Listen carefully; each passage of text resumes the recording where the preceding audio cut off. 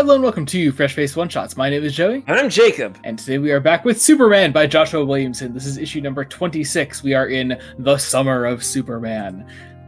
Great cover. Amazing cover. We should say, love that we're building up to the fact that Superman 2025 is coming out. Yep. Gotta love it.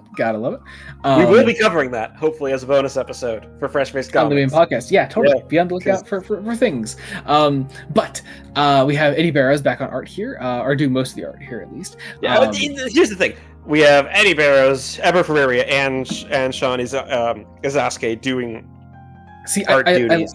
I don't like that. I wish we'd separate all art credits into like what each person did. I think Izaskey did all the art. I think Izaskey might be the inker. I think he might be the inker. Okay. Either way, we have Eddie Barrows, for the most part. Eddie Barrows back on art. We get Alejandro Sanchez on colors as well. But we get some recapping up to a little flash forward for the end of the issue, showing a Red K infected Superman going after Lex Luthor. But we flash back to earlier in the day. We have Lena Luthor rightfully pissed. I think going through a lot right now because she, like many, I think Lena, for me at least, is the audience surrogate. I think she really is. She really is representing what I was going through, at least with Lex Luthor's turn. She was believing in her father actually, and was enjoying seeing him do better. And I think Williamson is straddling this very fine line of that old Lex isn't quite fully back. Mm-hmm. Yes, which we talked about in the last issue, where there's that big moment at the end where Lex kills the clone Lex, and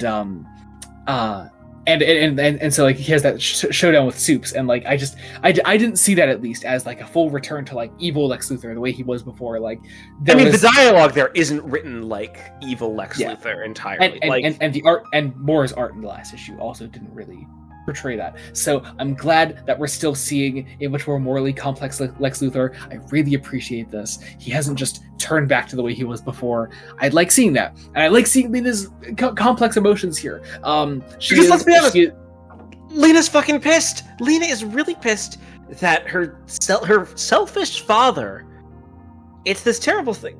It reminds me of something, and I can't quite recall what it reminds me of.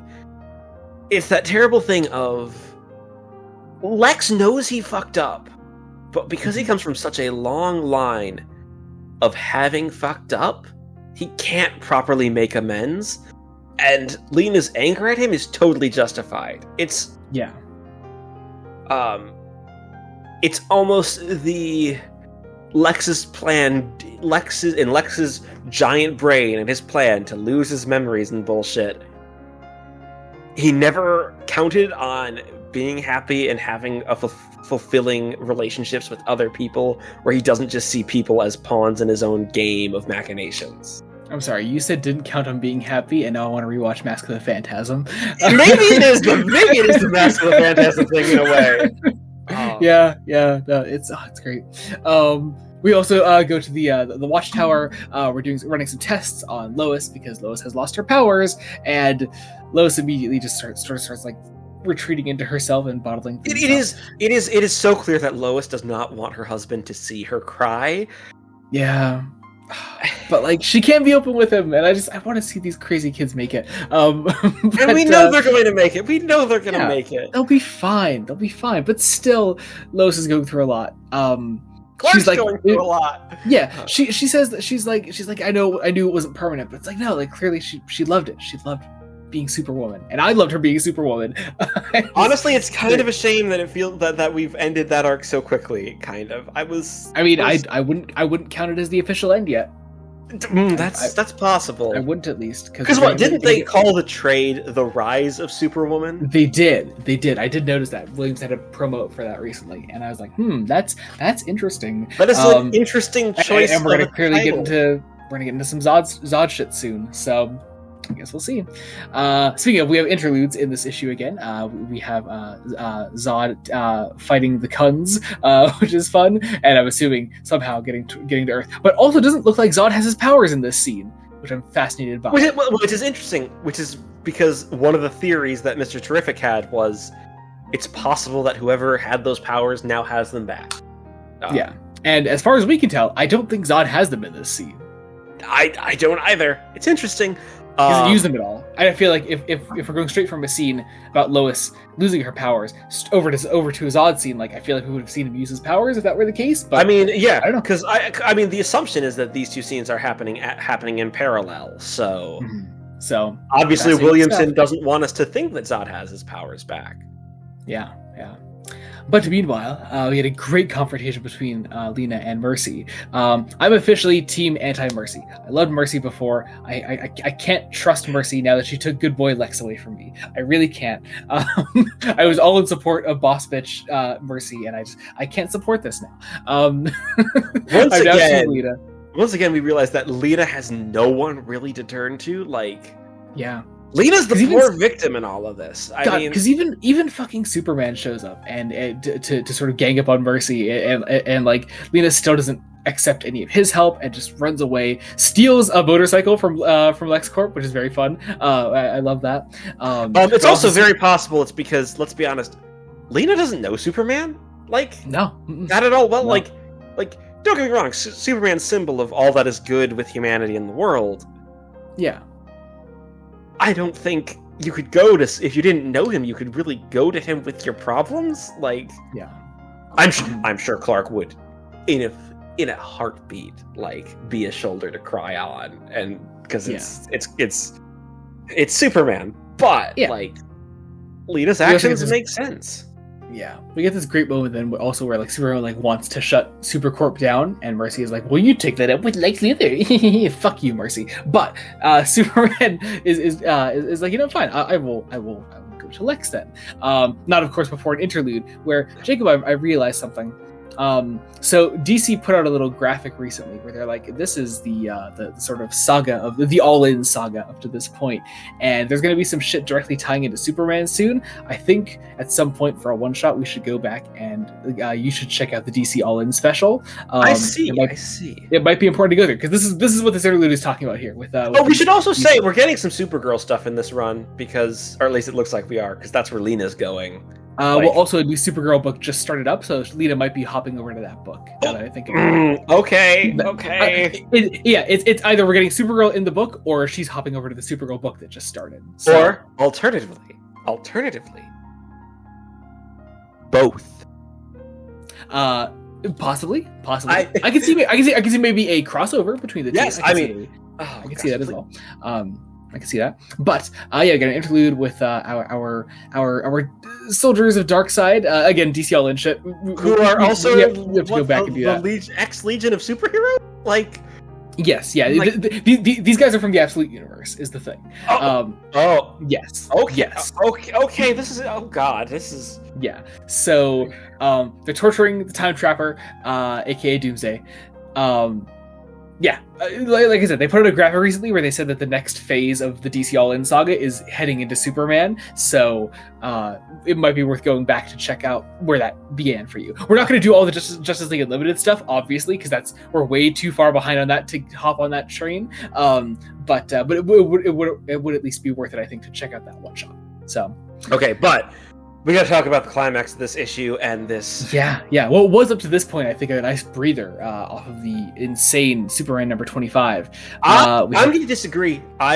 I've been feeling the underlying tension throughout the entire issue. This issue is nothing but tension. I've seen every. Well, there's tension, of course, but I've seen every scene as sort of like let's take a step back and like recollect ourselves after. I kind of disagree. I don't think any real recollection has happened. I think we're just still dealing with the emotional fallout and the explosions and just this tension of nothing's really being resolved. Things are trying to be said. Nobody's really listening to each other because all of the crazy stuff that happened.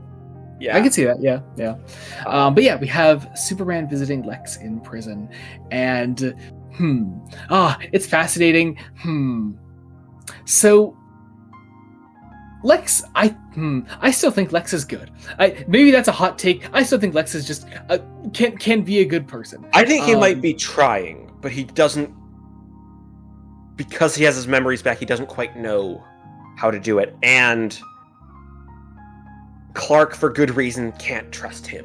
Like, yeah, and there's like genuine concern on what Lex says here. Like, he asks how Lois is doing post Superwoman, and like, I don't know. There's something I think so believable about that moment. And and there's this one line from Lex where it entirely depends on how you read it.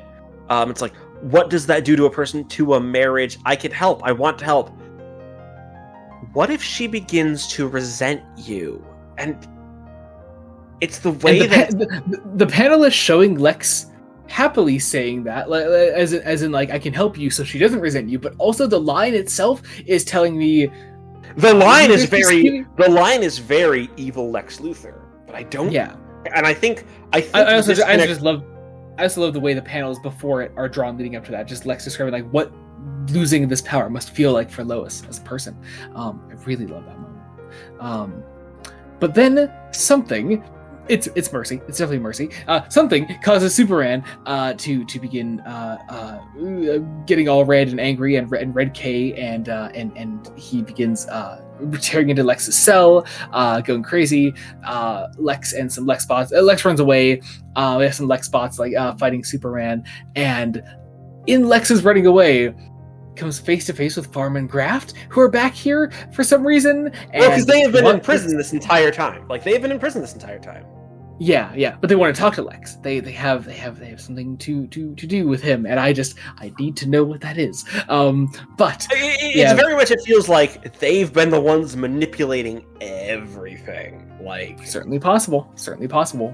What if they were working with Mercy this whole time? I would lose my fucking mind.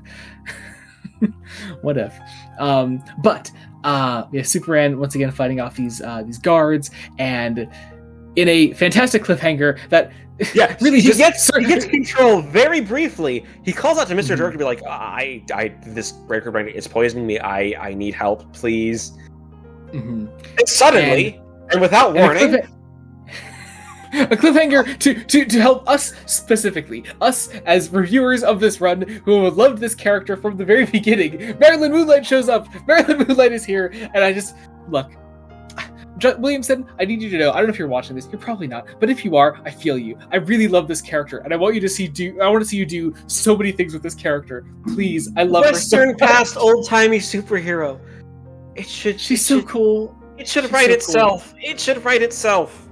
And also, apparently, she sees Superman as a threat to Metropolis. Which, so let's be fair, he kind of is right now. I mean, yeah, she caught him in the middle of a rampage, so that's totally fair.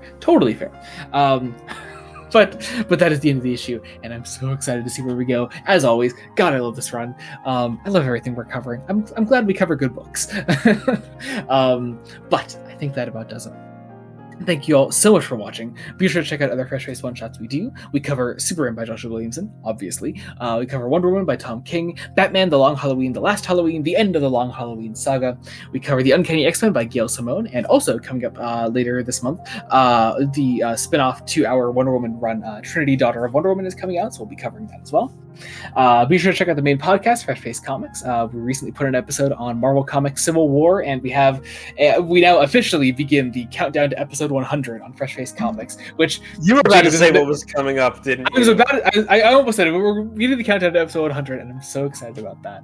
So many fun things coming there.